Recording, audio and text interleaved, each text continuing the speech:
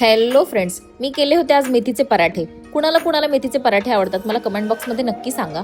मला ना मी एका काकींच्या घरी गेले होते तेव्हापासून ते आवडायला लागले आणि मी ते टिफिनला सुद्धा घेऊन गेले. पण माझ्या ते टिफिनचं एका साईडचं जे नॉब असतं काय असतं ते मला माहित नाही, ते तुटलं होतं. आता नवीन टिफिन घ्यावा लागतोय बहुतेक.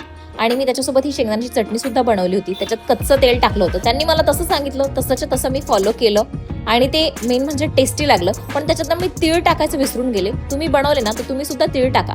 आणि त्याच्यात ब्रेक झाल्यानंतर म्हणजे 4-5ला ब्रेकच होतो, मग एक बिस्किट खाल्लं. माझ्या मैत्रिणीने मला दिलं आणि मला असं मध्ये काही ना काहीतरी खायला लागतं. ते तुम्हाला सर्वांना माहितीच आहे. मी त्यांना बोलले की आता हे मी मस्त माझ्या शॉर्ट व्हिडिओमध्ये टाकणार आहे, तर ते बोलले टाक. मग काय ऑफिस सुटलं आणि मी घरी जायला निघाले. घरी जाताना सुद्धा मी एक शेवपुरी खायला घेतली, कारण मला भूकच खूप लागते हो, काय करू. आणि ट्रेनमध्ये तर आज मी उभीच होते. किती ट्रेन फास्ट चालली. चला मग मी पण फास्ट जाते. बाय.